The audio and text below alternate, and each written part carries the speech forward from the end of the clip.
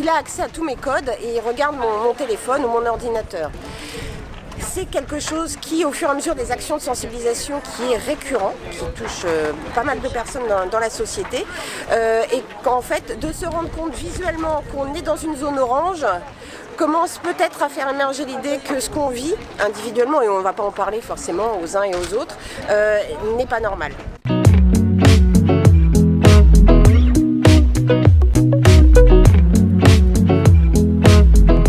Alors on en est à la 13e édition des Ailes à La Rochelle.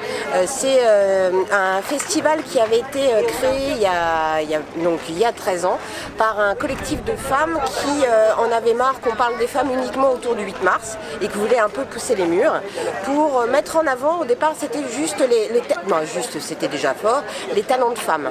Depuis qu'on a repris la coordination avec nos équipes du collectif, on s'est dit qu'avec les assos qui participaient à cette manifestation, il y a plus d'une quarantaine d'associations partenaires.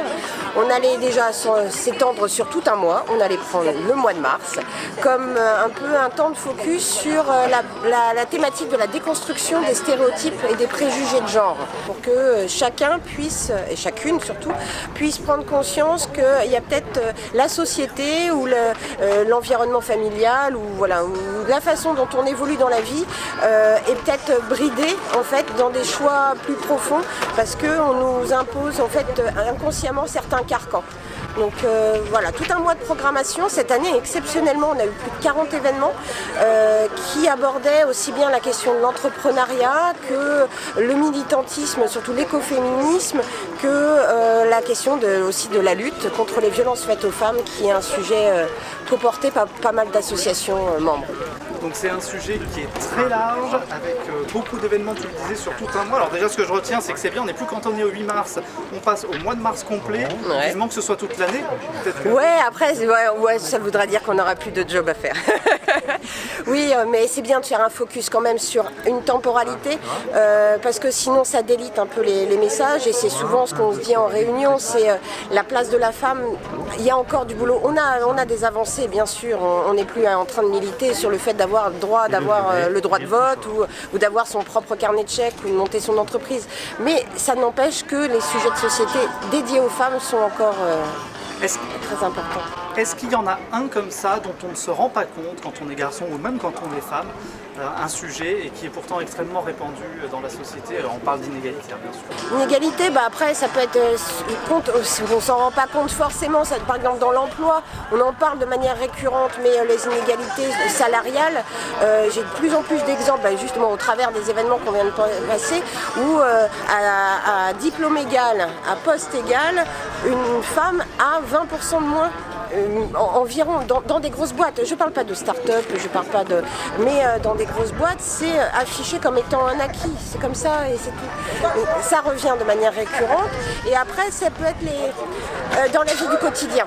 Voilà, c'est malgré tout, on voit dans les couples de trentenaires, ça a beaucoup évolué, la part des choses, les tâches ménagères, la responsabilité par rapport aux enfants, et tout comme ça évolue.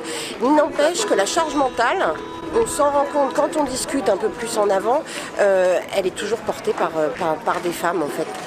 Et du coup c'est plutôt, tu as fait ça, c'est sympa, merci. On a beau être dans la bienveillance, il y a encore ce schéma de pensée. Et l'autre aspect aussi qui est un peu...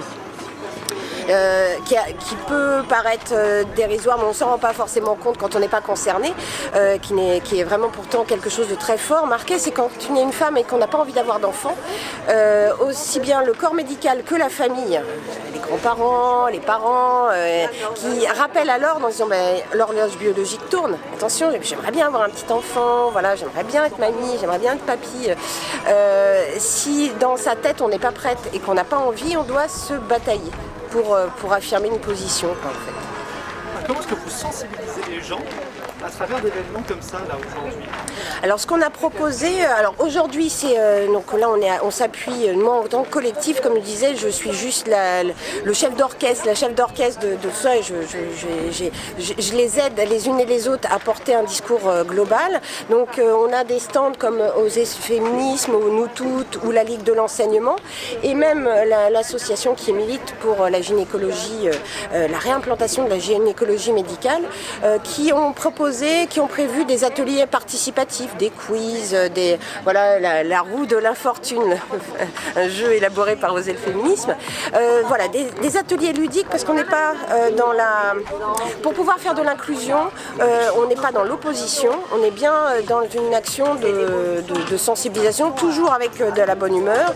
Il y a des positions très radicales sur certains sujets qu'elles ont envie de porter et qu'elles défendront coûte que coûte, mais l'idée c'est d'engager un dialogue, donc les outils sont faits pour ça. Et il y en a un d'outil on a vu tout à l'heure, qui est le thermomètre des violences ou le baromètre. Le violentomètre. Le violentomètre, tu étais presque. Ouais. Celui-ci, il est d'abord très concret et puis pour le coup, il est un peu violent à qui ne se rendrait pas compte de son comportement. Oui, alors ça se formalise par une règle graduée qui va du vert au rouge et qui prend plusieurs exemples de la vie du quotidien. Alors, j'ai pas d'exemple en tête, mais c'est vraiment, par exemple, il y en a un qui est tout simple, sur le fait alors l'exemple est, l'outil a été créé au départ pour des jeunes femmes. Donc c'est dans une relation d'une jeune femme avec un jeune homme. Et du coup, se dire, il a accès à tous mes codes et il regarde mon téléphone ou mon ordinateur. C'est quelque chose qui, au fur et à mesure des actions de sensibilisation, qui est récurrent, qui touche pas mal de personnes dans la société, et qu'en fait, de se rendre compte visuellement qu'on est dans une zone orange, commence peut-être à faire émerger l'idée que ce qu'on vit individuellement, et on ne va pas en parler forcément aux uns et aux autres, n'est pas normal. Et à force de petits exemples concrets comme ça, on se rend compte qu'on est peut-être tombé sous une emprise. Alors, le terme est un peu fort parce qu'il faut déjà une prise de conscience avant ça, mais qu'on est dans un système qui est pas vertueux et qui peut aller jusqu'à se dégrader. Et au dos de donc ça se présente comme un marque-page, ou alors ça dépend des outils, mais on l'a diffusé sur des sacs à pain, comme beaucoup en France. En fait, on fait que reprendre cet outil qui a été créé sur Paris par un collectif. Parce qu'il est très bien fait. Et au dos, il y a tous les numéros d'urgence ou des chats en ligne qui permettent d'avoir des interlocuteurs ou ne pas hésiter à poser une question en tout cas. Vous avez sur cet événement aujourd'hui d'autres manières de sensibiliser. J'ai vu qu'on montrera à la caméra tout à l'heure, mais qu'il y a un petit stand de poésie, mais qu'il y a aussi des artistes féminines qui font des performances. Est-ce que la sensibilisation passe aussi par là, par la culture ? Oui, c'est des éléments indispensables. Dans nos programmations, à chaque fois, on intègre des partenariats théâtraux ou d'art plastique, parce que il faut que les gens, déjà ça nous permet de nous toucher d'autres types de publics. C'est pour ça que par exemple on a un partenariat de longue date avec le Café Théâtre L'Asile qui a proposé hier et le week-end d'avant, mais hier c'était Cabaret ta mère, une troupe de théâtre qui a porté tous les messages qu'on voit sur l'historique des droits des femmes et compagnie, ils les ont portés avec un discours avec leur qualité artistique, plutôt sur l'humour et du coup qui passe mieux, qui complète notre démarche à nous, parce que si t'as pas envie de nous parler, t'as pas envie de nous parler. Et la démarche avec les graffeuses est intéressante pour montrer, là on est dans la démarche de prendre l'espace public et de mettre en avant les talents et les modes d'expression des unes et des autres. Quitte parfois à choquer les gens. J'ai vu des clitoris sur les murs, même en pâte à modeler. Oui, c'est ça. On n'est pas non plus, on va pas toujours faire de la bienséance. Je dirais. Et puis il n'y a pas de mal surtout. C'est surtout arriver à enlever les tabous sur certains sujets. On aborde beaucoup en fait dans les discours un peu féministes, dans les thématiques abordées. On est beaucoup sur l'intime, la sexualité, l'identité de genre, l'intime est au cœur de tout ça aussi en fait. Se réapproprier son image, son corps et sa vie en fait, tout simplement. Là, je vais te poser une question qui est un peu difficile parce que c'est du ressenti, mais quand même tu as du recul, tu as beaucoup d'événements dans les pattes, si je peux dire. Comment ils réagissent les gens qui viennent dans ces événements? C'est quoi les très bien généralement, parce qu'on est dans la bienveillance déjà. on a plaisir à être ensemble, et donc ça se communique, c'est déjà un élément important. Après, on parlait tout à l'heure de la mesure d'impact, on ne peut pas savoir. Parce qu'on est sur du passant qui passe. Et malgré l'interaction, on se dit qu'au moins sur les 10 personnes avec lesquelles on aura pu communiquer, on aura peut-être une étincelle qui émergera sur 4 ou 5. Voilà, ce sera déjà ça. Et si c'est pas tant la personne, elle pourra peut-être en parler et avoir une... Voilà, on est sur des effets de boule de neige, on est toujours sur de l'étincelle. Voilà. Mais on n'a pas encore mesuré les impacts. Après, les impacts, on peut les avoir, mais on est en train de construire la démarche, surtout sur les violences faites aux femmes, de voir le nombre d'appels, de voir les prises en charge. Voilà. Peut-être que ce sera plus ça avec du recul. C'est une mission de longue haleine.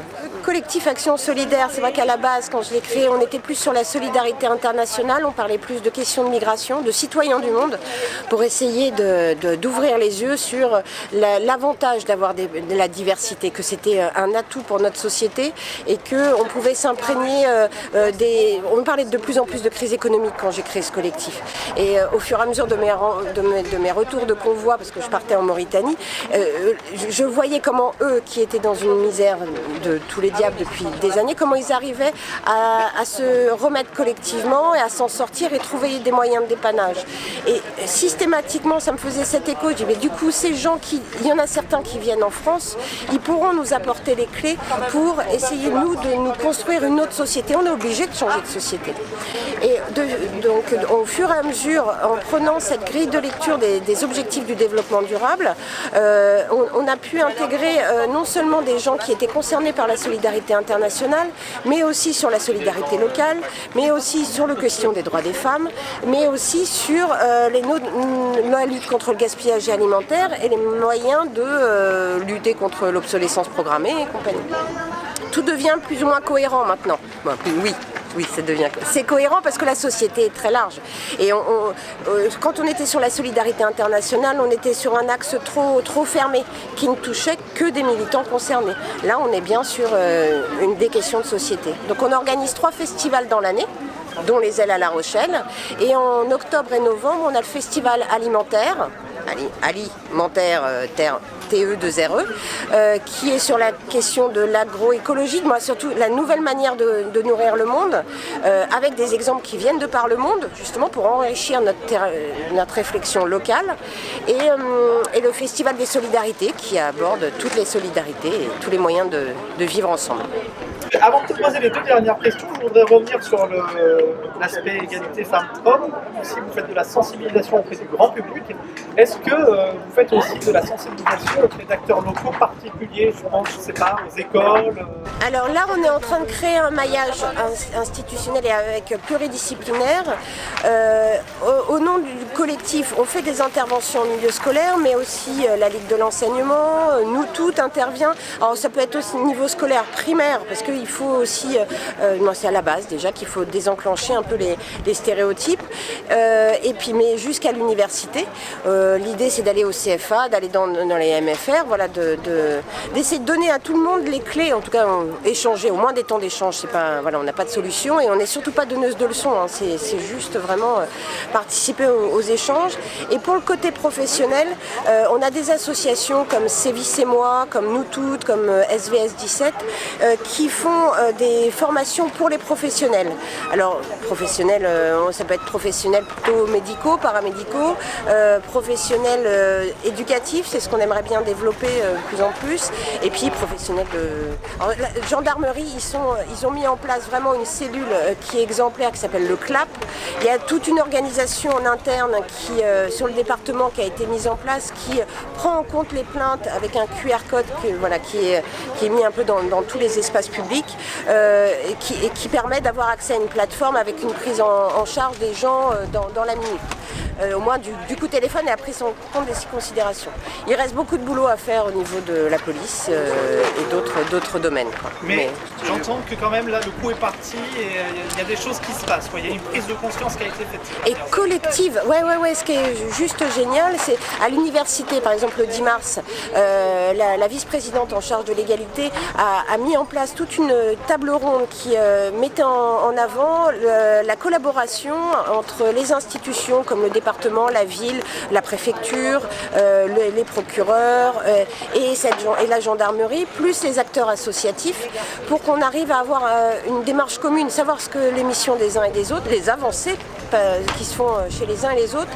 Et nous, en tant que militantes, qu'on ne vienne pas contrebalancer le boulot des pros qui ne communiquent pas forcément, ils n'ont pas le temps de communiquer sur ce qu'ils font, voilà, qu'on soit en meilleure connaissance. Donc ouais, c'est chouette, c'est chouette. Alors, il est temps. Non, il est temps, mais c'est chouette. Ouais, bah, le meilleur moment, ça pourra agir, c'était il y a 50 ans, et le deuxième meilleur moment, c'est maintenant. Voilà, c'est ça. Avant la toute dernière question, est-ce qu'il y a un message que tu voudrais faire passer, ou une chose qu'on n'a pas abordée qui semble importante? Alors, message à faire passer, moi ce que j'aime dans les objectifs du développement durable, c'est que tout le monde est impliqué. C'est une grille de lecture qui a été portée par l'ONU en 2015, où 196 pays ont réussi à se mettre d'accord. Elle implique toutes les échelles de la société, aussi bien de l'État, de la collectivité, des entreprises, des associations et des citoyens et citoyennes.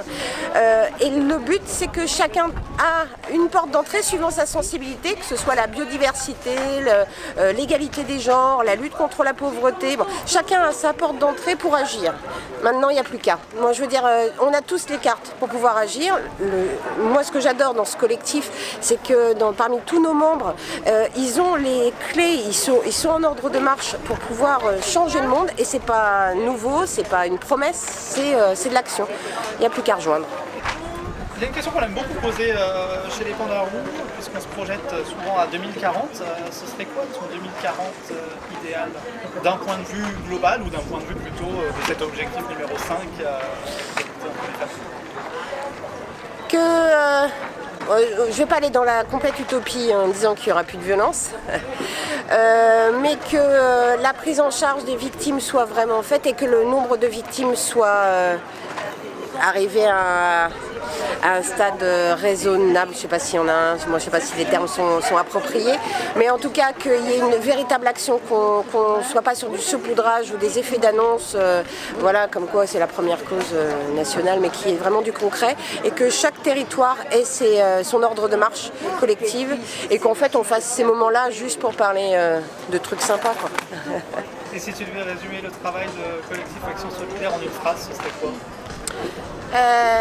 Chef d'orchestre de la mise en action? Non, je sais pas. Merci beaucoup, Marie-Laure. De rien, merci à toi.